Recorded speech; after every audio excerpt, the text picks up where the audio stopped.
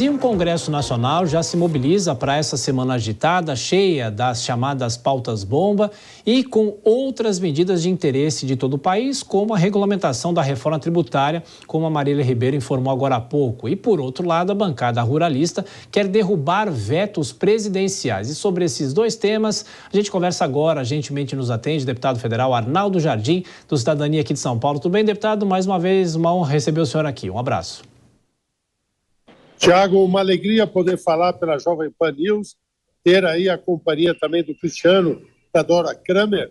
Eu acabei me atrasando aqui, estou falando direto do aeroporto, mas acho que nós vamos conseguir conversar com tranquilidade. Sim, sem dúvida. Eu queria começar perguntando sobre as matérias complementares da regulamentação da reforma tributária. O governo vai enviar ainda nessa semana pelo menos uma dessas matérias, mas o Congresso Nacional já começou esse debate. O senhor acha que corre algum risco dessas matérias não serem aprovadas nesse ano, que a gente sabe que segundo semestre, com o ano eleitoral, ou o senhor acha que tudo vai ser aprovado em tempo?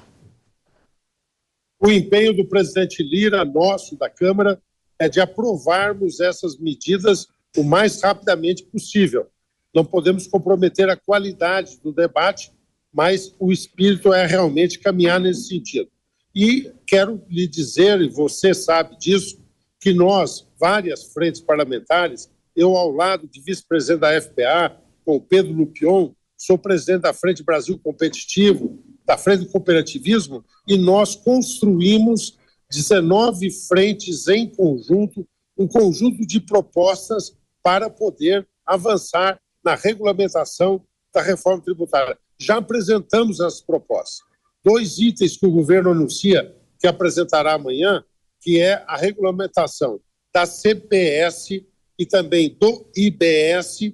Nós, sobre isso, apresentamos propostas que estão protocoladas. O governo diz que não conseguiu avançar sobre a questão do comitê gestor e governança, anuncia que apresentará uma proposta de vinculação de fundos regionais. Sobre todos esses itens, nós já apresentamos propostas.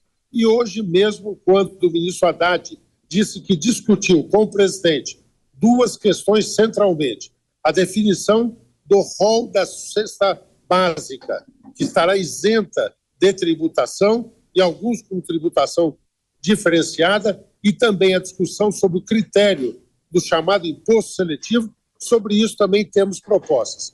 Não é para usurpar de nenhuma forma a iniciativa que cabe e a responsabilidade que cabe ao Executivo, mas é demonstrar que o Parlamento, que teve um protagonismo importante na reforma tributária, terá também na regulamentação.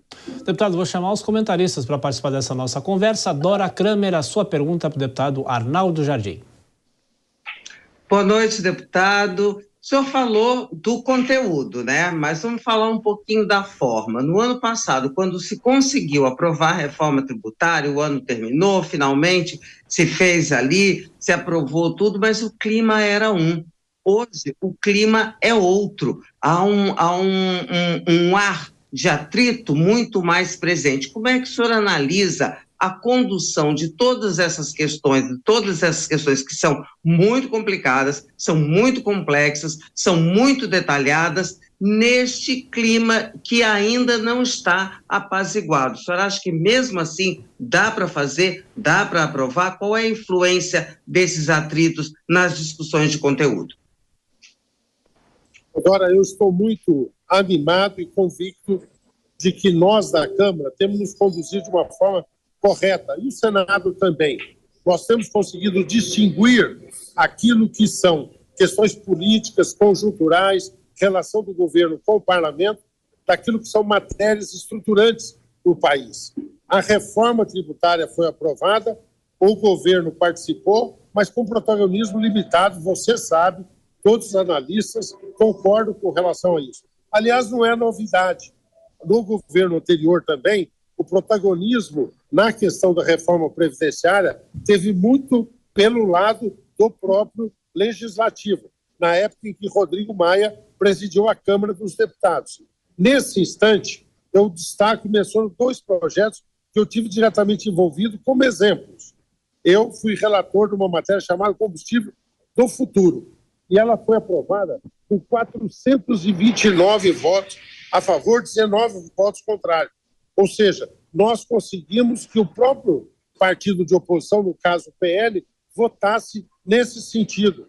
Quando nós discutimos o PATEM, Programa de Aceleração da Transição Energética, nós conseguimos que, à exceção de um voto declarado pelo PSOL, todos os outros votassem a favor. Então, a Câmara tem sabido distinguir aquilo que são relações momentâneas com aquilo que são relações e projetos estruturantes para o país. Deputado, a pergunta agora é de Cristiano Vilela.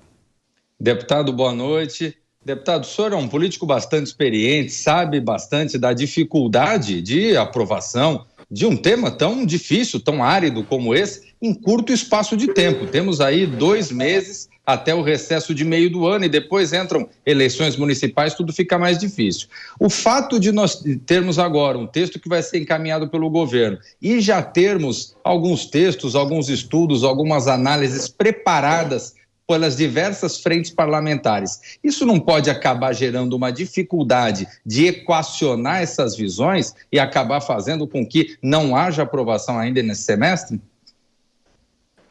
Para cuidar disso, eu tenho 2 opiniões e queria conversar com vocês sobre elas. Primeiro, que quando nós constituímos os diversos grupos de trabalho, nós estabelecemos 3 premissas. Primeiro, que todos deveriam se dialogar, os grupos, para que não houvesse cumulatividade.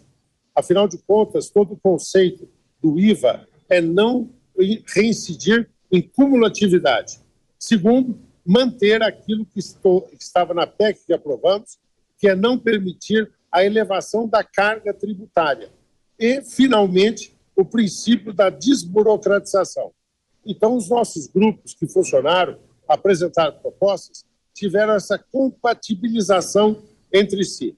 A minha sugestão ao presidente Lira será que, ao designar relator das matérias, tenhamos uma instância em que possa haver também essa compatibilidade.